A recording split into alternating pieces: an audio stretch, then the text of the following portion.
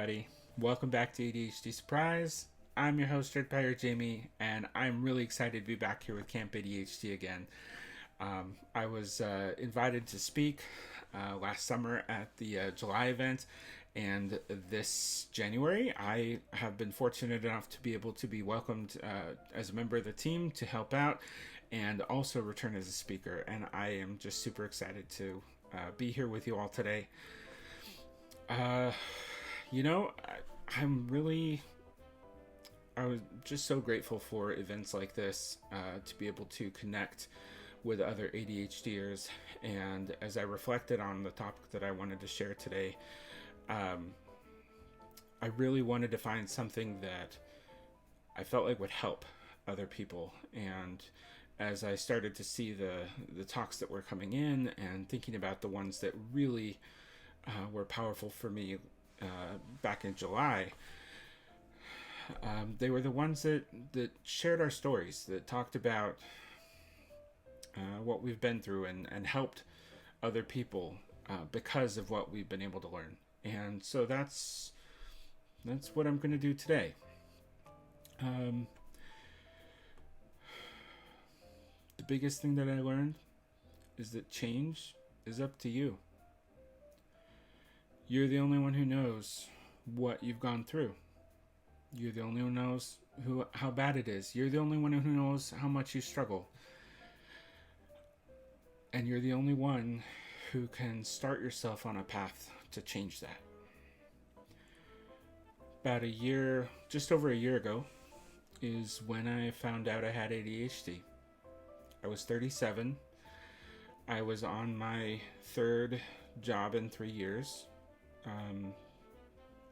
And every year I felt like I was just more and more of a failure as I fell farther and farther behind, and the management was telling me that they were so focused on my shortcomings, didn't see any of my strengths, and that part of my life, work was horrible. I also picked up I'll just call it an addiction, because truly that's what it was. I was addicted to a mobile game. It was started off as a fun diversion, but it quickly grew to consume all of my spare time, and sometimes it wasn't spare.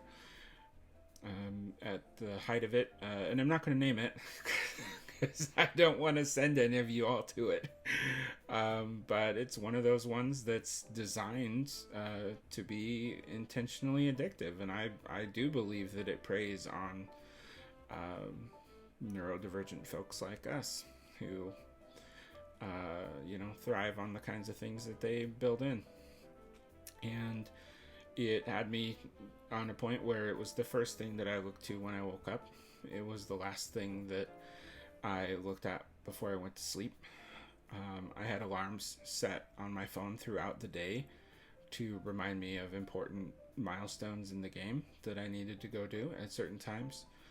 I would easily devote 4 to 6 hours a day on a regular basis to this game.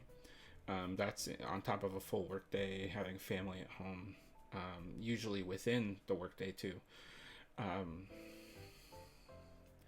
And on the worst days, it was up to 10 hours because it was not only in-game, but I'd connected with the Discord community. I was in a group that was playing the game together, and we were coordinating efforts, teams, to battle different modes and things like that. And it just became all-consuming. I had spreadsheets dedicated to managing resources in the game and tracking data. And there was no other part of my life that I cared for or planned for or put that much effort into at all. One of the lowest points, this was actually 6 months before the end of playing the game. But looking back on it, it's the lowest point for me now. I was in a work environment. We were studying Stephen Covey,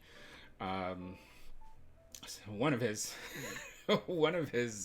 books, And in it, you were supposed to identify your the things that were most important to you.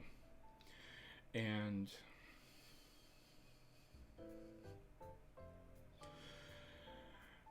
I put that game ahead of everything else in my life. It was number one on that list, and I hid that, and I did not share it with anyone else. But as part of the activity, you were supposed to start crossing things off that you would cut out before other things. And I literally left that game on my list ahead of my own family.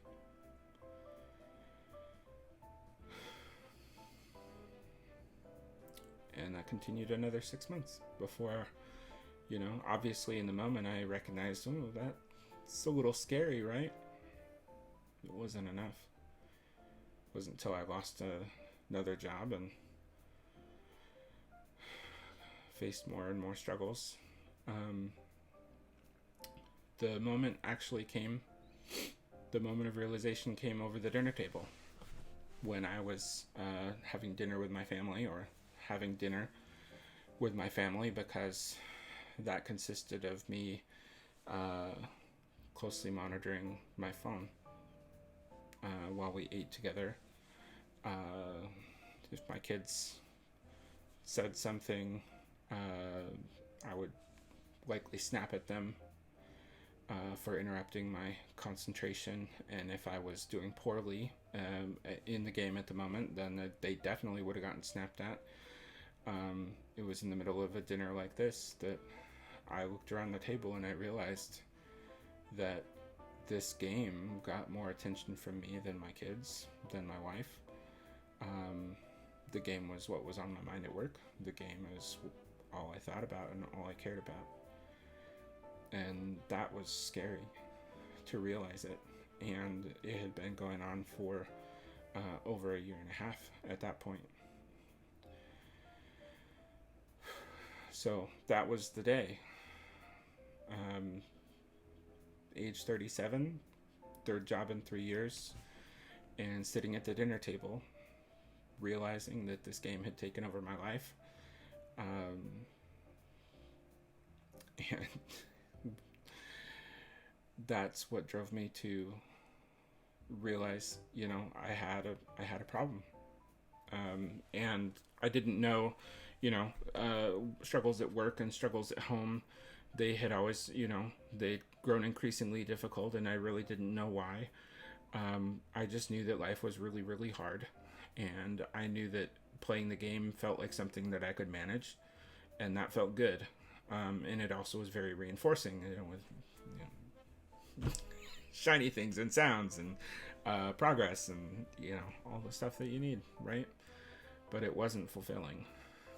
And I'm just really glad that I recognized that the next day I put it down and I was done with it. And it felt like I've never been through withdrawal symptoms, but I assume that it's similar to this, because the next couple days, every time that one of those alarm clocks would have gone off for the game, I still recognized the time, and it felt like I was missing something and losing something. But that's why I went to therapy, because I finally admitted to myself that there was a problem and I couldn't solve it on my own, and that I really needed help. And so the biggest thing that I learned from that, I did go and I got help, and it was amazing. And my therapist, after a couple of hours, she's the one who brought up to me, hey, has anybody ever talked to you about ADHD? And it was like, oh, that's what's been going on. Yeah, nobody's talked to me about it with me, but once she mentioned it, I'm a public educator. My kids have ADHD. I'm surrounded by ADHD, but I never saw it in myself. And I never would have found out. I never would have figured it out if I didn't admit that I needed help, that I couldn't do it, that it was hard. And connecting with others about it, about the struggles that I was having, that's what led to meaningful change. And so the things that I learned from it, from this experience, is my life could have gone on. It was crap. I could have kept on going on in that way indefinitely, except that I recognized that I was in a bad place finally. I named it, I owned it, and I was able to be in a place where I was willing to finally go accept help. Because I recognized that it was too much, that I really couldn't do it on my own. I couldn't make the change. I couldn't set the priorities. I couldn't figure out why it was so hard. And I didn't know it was harder for me than, say, my typical, now neurotypical peers. I didn't know I wasn't neurotypical. So one of the really important things as you're on this journey and you're trying to figure out, like, how do I go from here? Like we all have struggled, and it's human. Like, life is struggle, right? But we don't know how bad it is for anyone else, and nobody knows how bad it is for you except you.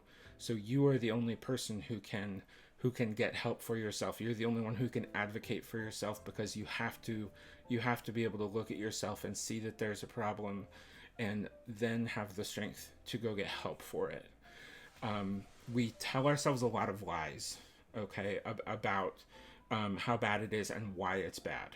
And this is a really important piece of this. Probably the most important is the self-talk conversation has to change. I've been reading a really great book called Radical Candor. It's about leadership in the workplace, but I feel like it's also equally applicable to ourselves.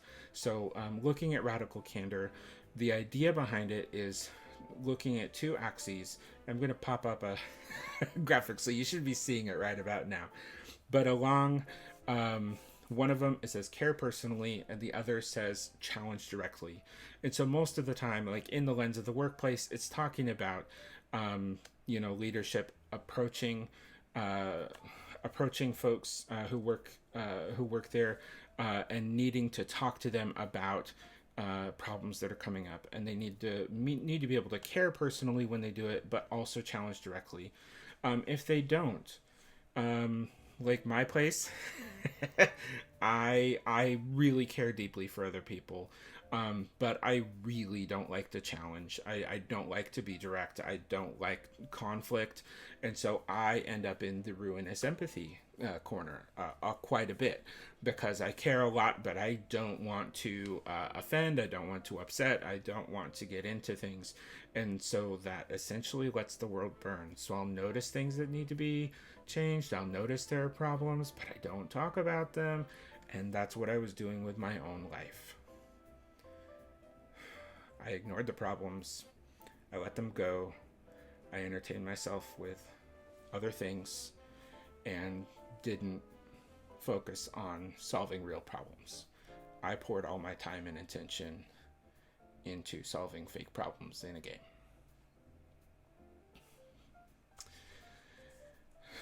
And that hurts.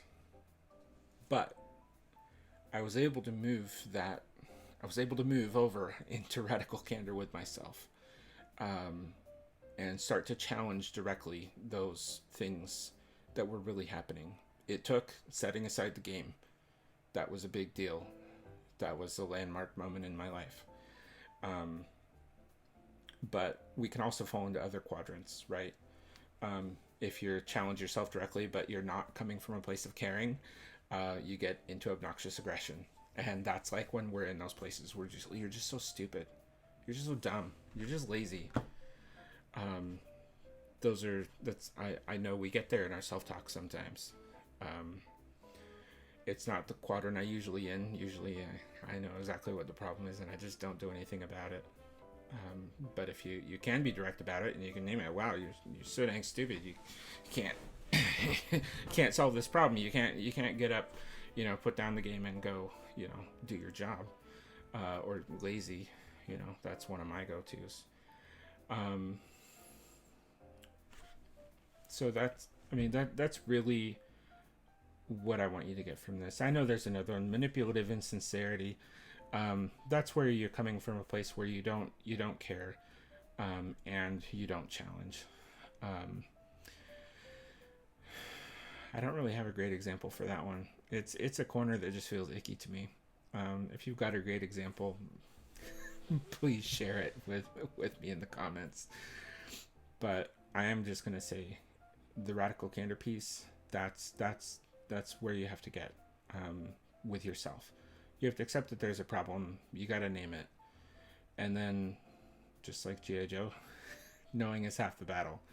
Once you know it's there, you got to figure out if you can take care of it yourself, and if you can't, you've got to ask for the help.